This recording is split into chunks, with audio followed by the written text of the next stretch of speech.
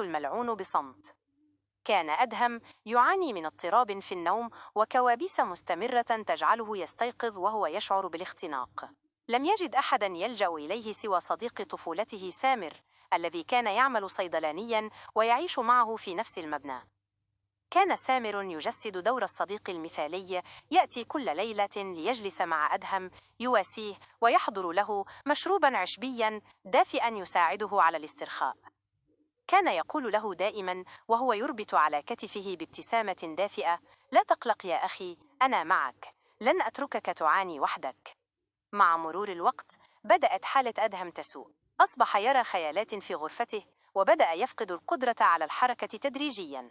وفي ليلة عاصفة، بينما كان أدهم ملقى على السرير لا يستطيع حتى رفع يده، دخل سامر كالعادة. احتضن سامر صديقه أدهم بقوة تماما كما في تلك الصورة، وكان يهمس في أذنه: أنت أعز ما أملك. لكن أدهم، وبسبب زاوية الرؤية الضعيفة، لمح انعكاس سامر في مرأة الخزانة. لم تكن ابتسامة سامر التي يراها الجميع، بل كانت ملامحه جامدة باردة وعيناه تلمعان بجمود مرعب.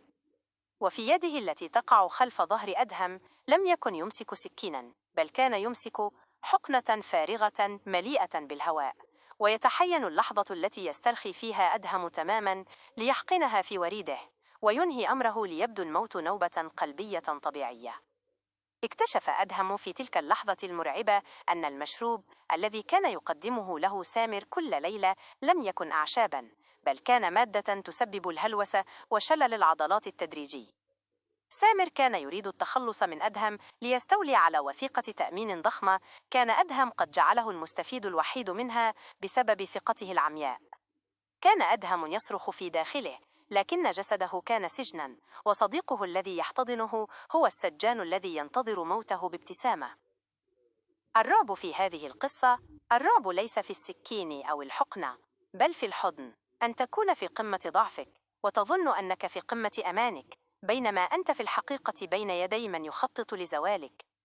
هل تعتقد أن الغدر يكون أكثر رعبا عندما يأتي بدافع الطمع المادي، أم عندما يكون نابعا من غيره وحقد غير مبرر؟